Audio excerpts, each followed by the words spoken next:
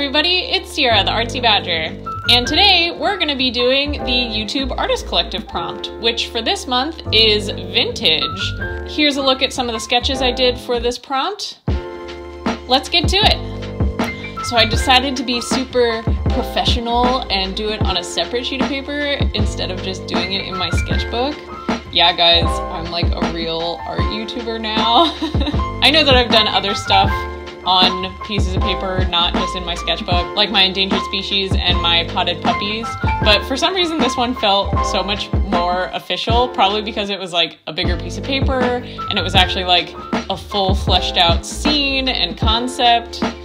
Oh, quick note, I did do the trick of putting your washi tape on your shirt this time, and I did it a lot more until a point where I felt like it wasn't too sticky. I think I might have done it too much this time, but spoiler alert, it worked! So I'm really excited about that.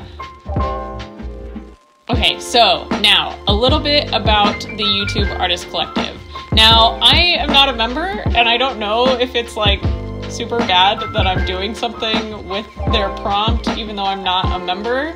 I just thought it would be fun and a good way to like get to know the community a little bit better. So I'm following the group on Facebook now. As I've said before, I'm not really an active user on any social media, but a lot of the artists that I've followed and loved are members of the YouTube Artist Collective, and I've always really enjoyed when all their videos come out at the same time and you get to see how everyone interpreted the prompts, and it's just a fun time.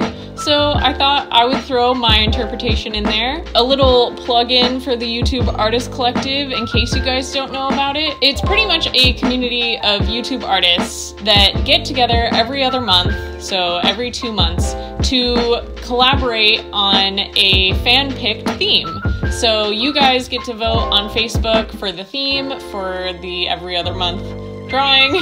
I hope I'm making sense and I hope I'm explaining it properly. So pretty much it's a way for the YouTube artists to get involved with both other YouTube artists and the community that watches them, and I think that's really cool. I think there's a rule that it's supposed to be traditional. I heard Gel Arts say that a little while back, but honestly, I'm not sure about that, but I'm not really a digital artist anyway, so it works out for me, I guess. It kind of depends on the month, but it seems like there's about 14 members. At least that's how many members are listed on the Facebook page, and that includes the people who have founded this collective, as far as I know. I'm gonna leave links to all these people in the description because I don't want to butcher their names or anything, but it was originally founded by closer to like 7 artists. So although there are 14 members listed online, depending on whose video you watch, there are only like 7 or so linked.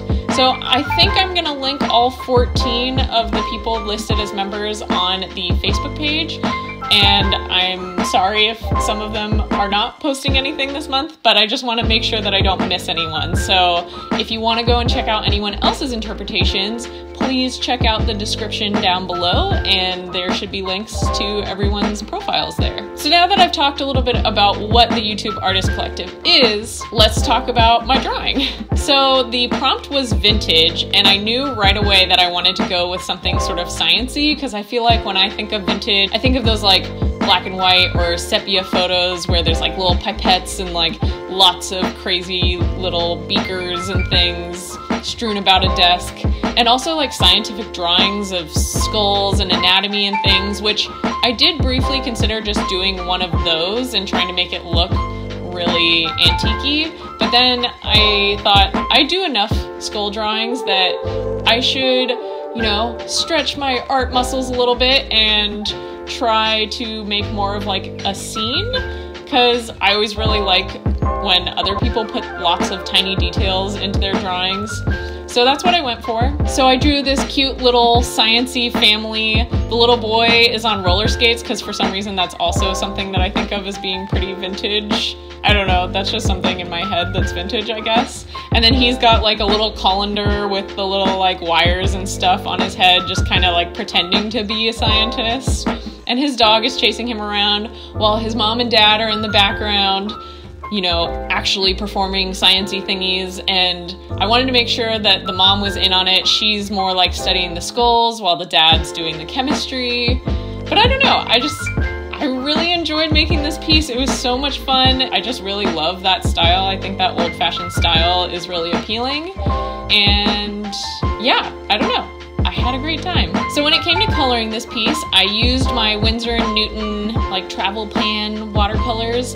And from doing this, I have really come to notice that I am in desperate need of more brushes, in particularly small brushes. I pretty much exclusively used the tiniest brush of all of them, the like itty bitty little skinny long one, because I just had the most control with that. So I have now realized that I want to get more tiny brushes, and I really tried to do what I said in lots of other watercolor videos that I've done. Now I am going to take my time and actually let the washes dry underneath before I go working in on top of it to try and produce something that is high quality. I don't think that what I produced today was high quality, but I do think that it is a great first step in that direction. I really like the way it turned out overall, and I decided to go with watercolor instead of my Copic markers. I know I said that Copic markers is like my medium of choice, but I felt like watercolor fit with the vintage theme a little bit better, and it's just something that I've been wanting to get better at, so why not? It was a good opportunity and I took it, and I really like the results. So overall, a lot of successes with this painting, I would say. But yes, back to the coloring. I really tried to keep my color palette in a sort of family, like a very rustic family. I wanted it to look very old-fashioned, and when you think of old-fashioned, you think of sepia or black and white, so I really tried to keep everything warm. Even the cool colors like the green and the black, they are warm on the spectrum of those colors, if that makes sense. I was watching a video by Drawing with Waffles the other day where she bought a adult watercoloring book where they told you exactly how much to mix of each color in order to make the painting that you were trying to achieve in the coloring book. And through watching that video, I feel like I learned so much about color theory. I mean, I went to school for art, so I definitely have learned stuff like this in the past, but something about that coloring book really stuck with me. And so what I took from that and put into this painting was I made sure to mix pretty much all my colors together. They all have the same sort of base tones, and I pretty much used the same like browns and yellows and green and red for all the colors. So every single color is just a different saturation of the same like 4 or 5 colors, if that makes sense. I'm sorry if I'm not making very much sense, but it made sense in my head, and it was really exciting, and I feel like it was pretty successful. If anything, I had a little bit of an issue with sort of tonal variation, meaning that everything is kind of in the same tonal range, so there's not that much depth. I do end up going in with some shadows, and I had a different pan of color for the warm shadows versus the cool shadows, which I think was cool, no pun intended.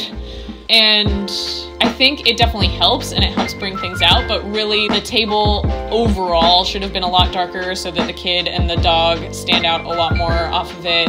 And then the parents in the background either should have been lighter to pop out more, or a lot darker to even recede more into the background. You know, those kinds of things. That's what I mean by my tonal variation is not the best. So I definitely could work on that, but I think my color palette was a lot better than I've probably ever done before. So thanks, YouTube Artist Collective Prompt. You really helped me out there. And also thanks Drawing with Waffles for doing that coloring book and teaching me something about color theory.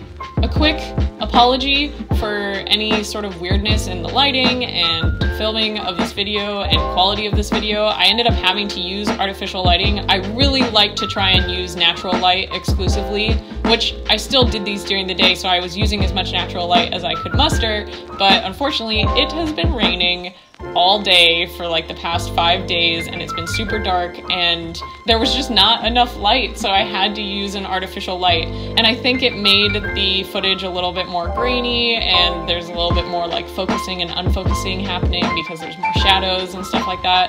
So I'm really sorry for that. I hope you guys can forgive me. I'm not gonna say it won't happen again, because who knows, it's winter time. It could keep raining. But hopefully the sun will be in my favor in the future and I'll be able to keep using natural light. Or maybe I'll have to invest in some really nice artificial lights that don't flicker while you use them.